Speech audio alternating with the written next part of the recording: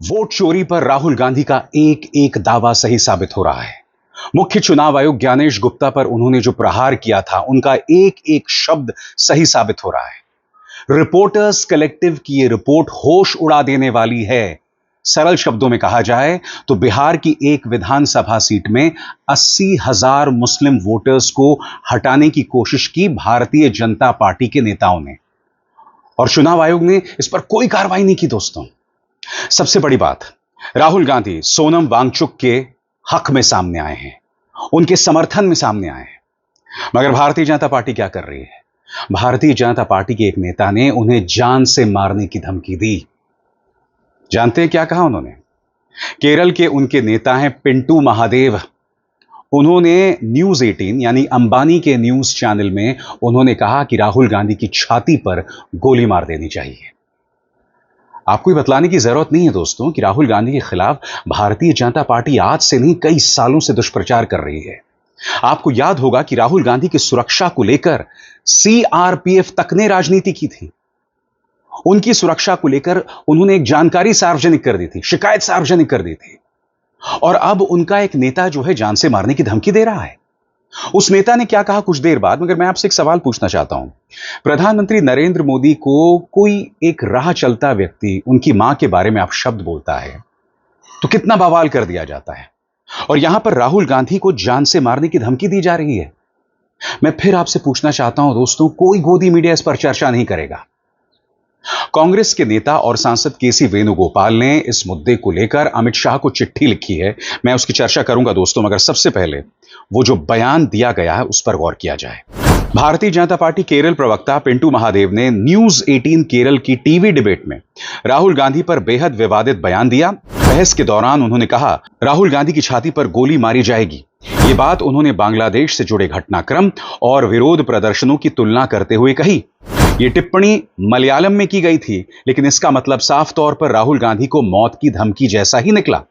कांग्रेस ने इस बयान की कड़ी निंदा की है और कहा है कि यह सीधे तौर पर जान से मारने की धमकी है। उन्होंने याद दिलाया कि राहुल गांधी के परिवार में पहले भी हत्याएं हो चुकी हैं। ऐसे में इस तरह की बातें बेहद गंभीर हैं। कांग्रेस नेताओं ने तुरंत कार्रवाई की मांग की है और अधिकारियों से हस्तक्षेप करने की मांग की है। ബംഗ്ലാദേശിലെ ജനകീയ പ്രക്ഷോഭങ്ങളെ പോലെ അവിടെ ജനങ്ങൾ കൂടെ ഉണ്ടായിരുന്നില്ല. ഇവിടെ ഇന്ത്യ മഹാരാജ്യത്ത് നരേന്ദ്രമോദി സർക്കാരിന്റെ കൂടെ ജനങ്ങളൊപ്പം ഉണ്ട്. അതുകൊണ്ട് അങ്ങനെ ഒരു മോഹവുമായിട്ട് രാഹുൽ ഗാന്ധി ഇറങ്ങി തിരിച്ചാൽ രാഹുൽ ഗാന്ധിയുടെ നെഞ്ചത്ത് വരെ വെടിയുണ്ട വീഴും, ഒരു സംശയവും വേണ്ട. നിങ്ങൾ അതൊക്കെ മനസ്സിലാക്കേണ്ട. അങ്ങനെ എൻസി കലാപം ഒരു ചുക്കും ഇന്ത്യ മഹാരാജ്യത്ത് സംഭവിക്കില്ല. मगर मैं आपसे एक सवाल पूछना चाहता हूं, क्या कोई गोदी मीडिया इस पर डिबेट करेगा? ये जो पिंटू है, ये कोई राह चलता व्यक्ति नहीं है, ये पार्टी का प्रवक्ता है जो डिबेट्स में जाकर बैठता है। जो व्यक्ति जिसकी कोई पहचान नहीं है, अगर वो प्रधानमंत्री नरेंद्र मोदी के बारे में कुछ कहते तो गोदी मीडिया हफ्तों तक उस पर डिबेट करता है। पवन खेरा अगर तंज कस दें प्रधानमंत्री नरेंद्र मोदी पर, तो उन्हें गिरफ्तार करने के लिए असम पुलिस एयरपोर्ट पहुंच जाती है, हवाई अड्डे पहुंच जाती है। और यहां पर केसी वेणुगोपाल ने बाकायदा अमित शाह को चिट्ठी लिखी है दोस्तों, और इस चिट्ठी में वो कह रहे हैं कि भाई, राजनीति में आपकी राय अलग हो सकती है, आप में मतभेद हो सकते हैं, और हर चीज का समाधान संविधान के अंतर्गत होना चाहिए। मगर भारतीय जनता पार्टी नेता खुलकर राहुल गांधी को धमकी दे रहे हैं। आपका प्रवक्ता, आपकी पार्टी का आधिकारिक नेता टीवी चैनल पर बैठ करके नेता विपक्ष को गोली मार देने की धमकी देता है छाती पर, और आप चुप हैं। मेरा एक सवाल यह भी है कि लगातार नेता प्रतिपक्ष राहुल गांधी जी की सुरक्षा को जानबूझकर खतरे में क्यों डाल रही है भाजपा सरकार? भारतीय जनता पार्टी के सोशल मीडिया के वॉलंटियर लगातार राहुल गांधी जी की यात्रा की डिटेल लीक क्यों करते हैं? राहुल गांधी जी के खिलाफ कौन सी साजिश कर रहे हैं आप? राहुल गांधी जी की आवाज से कितना डर गई है भारतीय जनता पार्टी?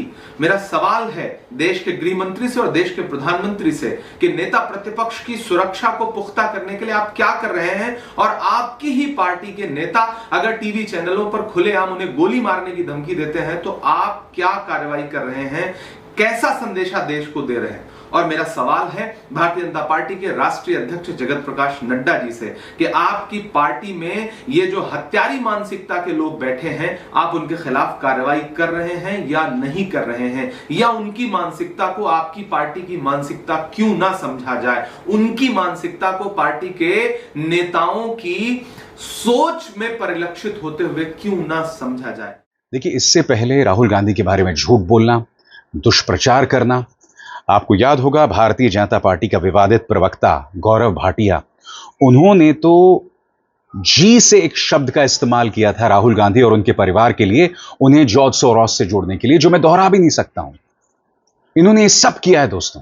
मैं फिर आपसे पूछना चाहता हूं, क्या इस पर कोई कार्रवाई होगी? क्या पिंटू महादेव पर कोई एफआईआर होगी? ये तमाम सवालात हैं कि एक व्यक्ति खुलकर यह बात कर रहा है, उसके अंदर नफरत क्या है वो सामने आ रही है। और याद कीजिएगा, राहुल गांधी इस वक्त दक्षिण अमेरिका की यात्रा पे हैं। क्या कहा था सुधांशु त्रिवेदी ने कि अब हमें देखना पड़ेगा कि राहुल गांधी किन रहस्यमय किरदारों से मिल रहे हैं, वहां वो क्या क्या बोलते हैं। यानी कि हर गुजरते लम्हे के साथ जमीन तैयार की जाए इस व्यक्ति के खिलाफ कि यह व्यक्ति देशद्रोही है, यह व्यक्ति देशद्रोही ताकतों से मिलता है। अरे भाई, अगर मिलता है तो कोई सबूत तो होगा, सबूत होगा, गिरफ्तार करो। क्योंकि मैं नहीं भूला हूं, यही सुधांशु त्रिवेदी चिल्ला चिल्ला के छाती पीटकर कहते थे कि यूएस एड ने करोड़ों रुपए कांग्रेस को दिए हैं। क्या हुआ फिर? बाद में विदेश मंत्रालय यानी हमारे विदेश मंत्रालय ने खुद ने कहा कि अमेरिकी सरकार ने कहा कि वो करोड़ों रुपए भारत को नहीं या कांग्रेस को नहीं, बांग्लादेश को गए थे। यानी कि पहले तो झूठ बोलो, बार बार झूठ बोलो, और उसके बाद झूठ पकड़ा जाए तो चुप हो जाओ। और ये सब संसद में हुआ था दोस्तों। संसद में भारतीय जनता पार्टी के झूठ का पर्दाफाश हुआ था।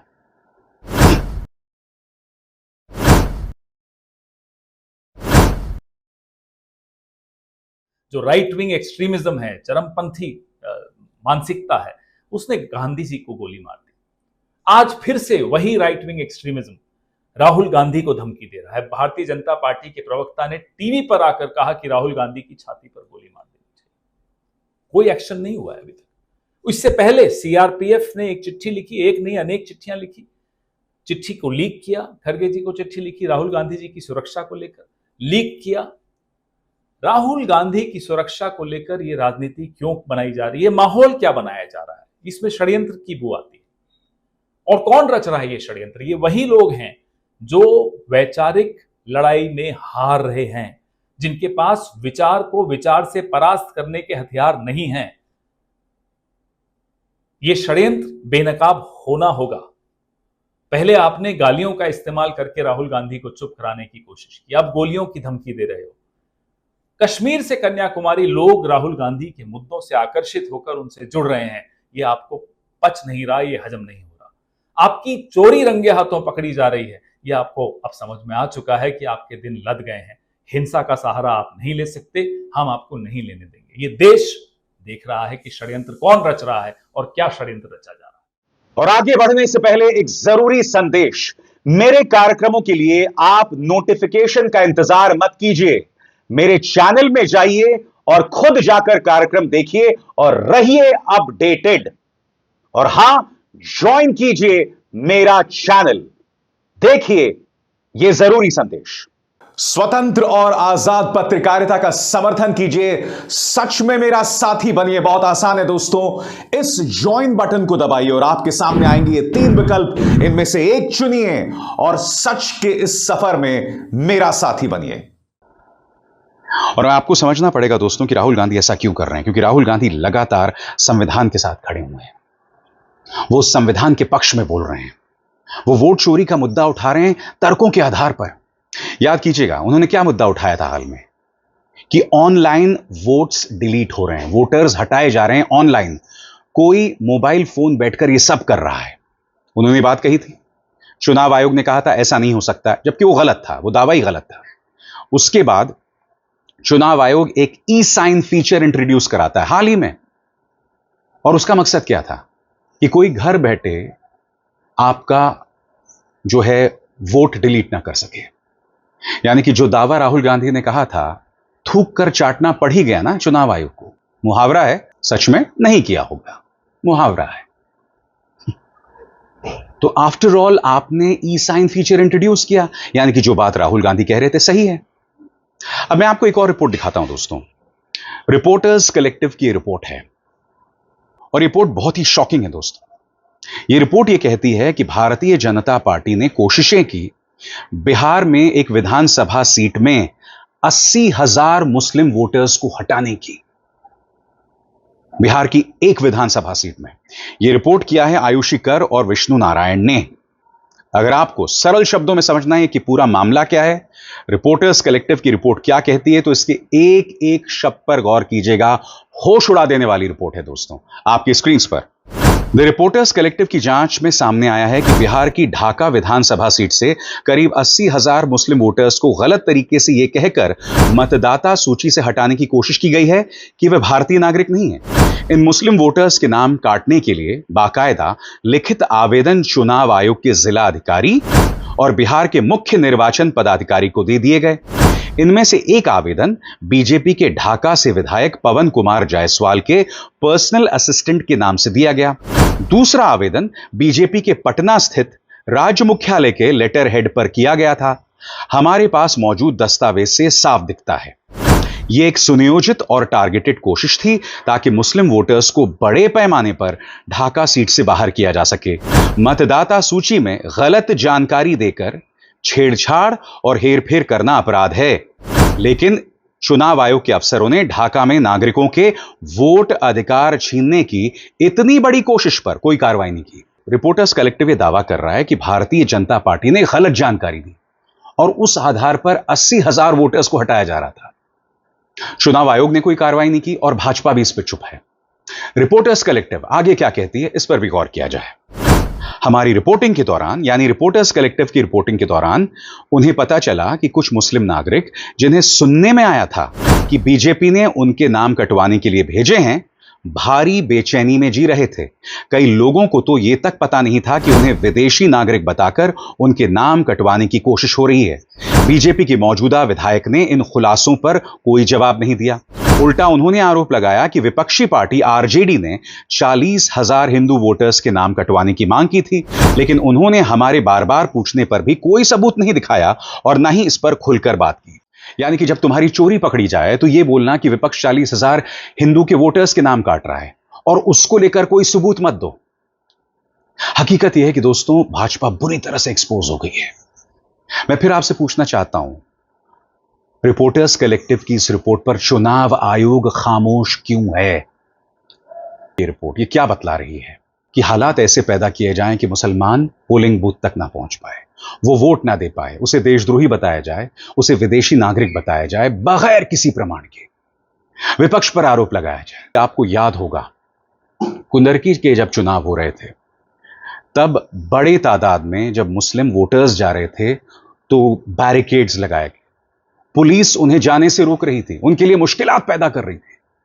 इस तरह की ढेरों तस्वीरें आई थी। लोकसभा चुनावों के दौरान भी इस तरह की तस्वीरें बार बार आई थी। तो आप इससे मुंह नहीं मोड़ सकते। इसीलिए मैंने कार्यक्रम में कहा दोस्तों, ये कहीं ना कहीं राहुल गांधी की जीत है जब बार बार वो वोट चोरी की बात कर रहे हैं। और क्या इसी वजह से पिंटू महादेव एक स्टूडियो में बैठकर राहुल गांधी को जान से मारने की धमकी देता है? और वोट चोरी पर राहुल गांधी का दावा और चुनाव आयोग कटघरे में लगातार दिखाई दे रही है। अब इस खबर पर गौर कीजिए दोस्तों। Supreme court dismisses Uttarakhand state election commission plea against high court stay on dual voter list clarification imposes cost of 2 lakh rupees. सरल शब्दों में कहा जाए तो यह खबर क्या है, मैं आपको बताता हूं। सुप्रीम कोर्ट ने उत्तराखंड राज्य चुनाव आयोग पर 2 लाख का जुर्माना लगा दिया। क्यों भला? क्योंकि उत्तराखंड चुनाव आयोग ने ग्रामीण लोकल बॉडी यानी पंचायत चुनाव में ऐसे उम्मीदवारों का नॉमिनेशन रद्द करने से इनकार कर दिया था जिनका नाम 2 या ज्यादा जगह वोटर लिस्ट में शामिल था। चुनाव आयोग का यह फैसला उत्तराखंड हाईकोर्ट के निर्देश के खिलाफ था। हाईकोर्ट ने चुनाव आयोग को नियम मानने के लिए कहा था, लेकिन चुनाव आयोग ने ऐसा नहीं किया था। इसलिए सुप्रीम कोर्ट ने आज 2 लाख रुपए की पेनल्टी लगाई। सरल शब्दों में कहा जाए कि जो लोग चुनाव लड़ रहे थे उनके एक नहीं बल्कि 2 जगहों पर वोटर्स लिस्ट में नाम थे। उत्तराखंड में हाईकोर्ट ने कहा कि इन्हें हटाया जाए। चुनाव आयोग उसे मान नहीं रहा था। मामला सुप्रीम कोर्ट में आया।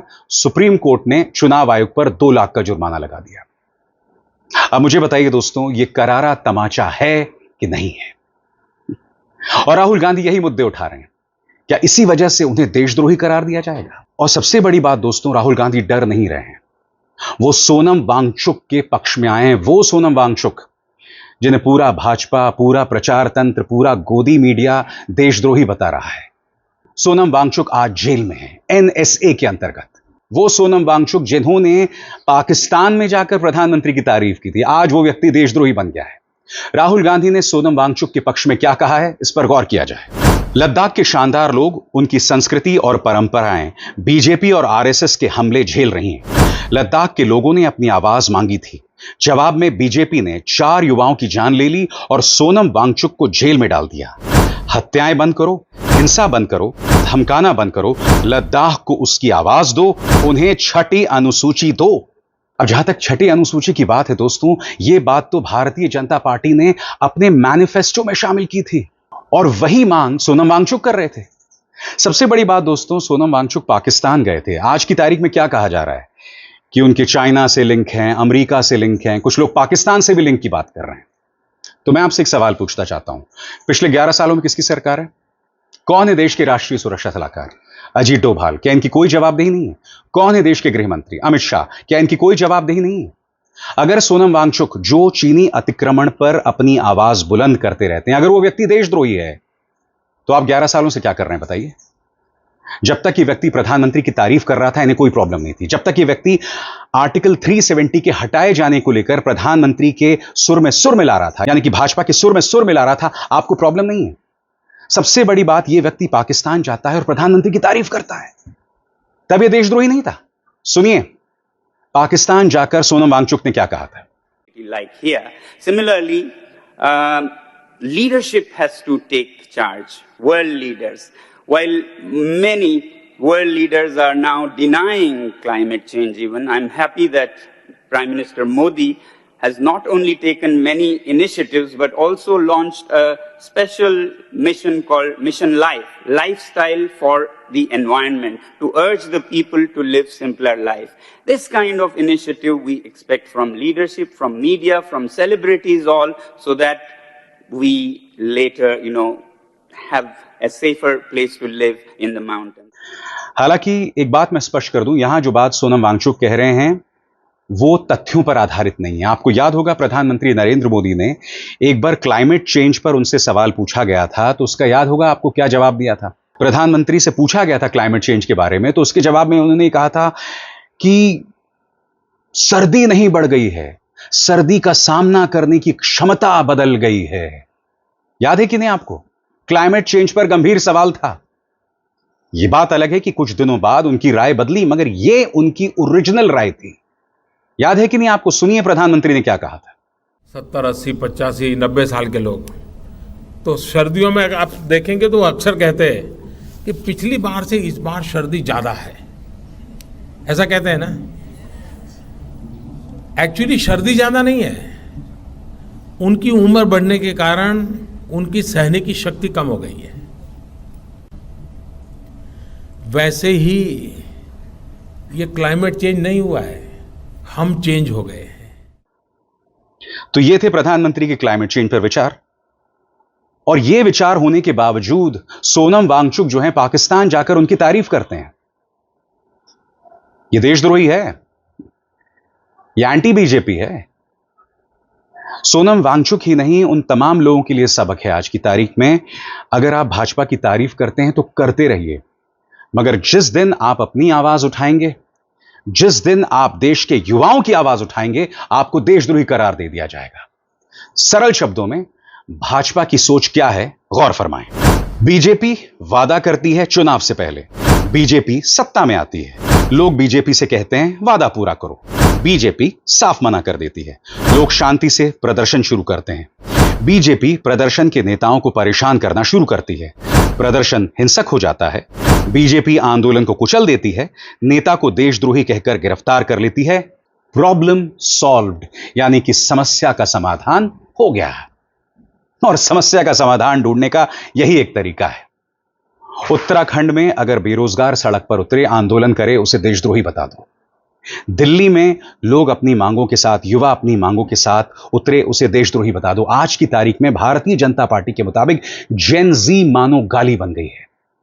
राहुल गांधी ने सिर्फ इतना कहा था कि भाई जेनजी संविधान की रक्षा करेगा, मगर आपको याद होगा दोस्तों, पूरा गोदी मीडिया, इनका प्रचार तंत्र राहुल के खिलाफ एक दुष्प्रचार में लग गया कि राहुल गांधी जेनजी को भड़का रहे हैं। अरे अगर राहुल गांधी ये कह रहे हैं कि भाई संविधान की रक्षा जेनजी करेगा, तो तुम्हें संविधान शब्द पर आपत्ति है। यही चल रहा है दोस्तों, और आने वाले दिनों में आप देखिएगा, जो भी जेनजी अपने पक्ष में, जो भी युवा अपने अधिकारों के पक्ष में उतरेगा, उसे इसी तरह से बदनाम किया जाएगा, उस पर इसी तरह से दमन किया जाएगा जैसा सोनम वांगचुक के साथ हुआ है। अभिसार शर्मा को दीजिए इजाजत। नमस्कार।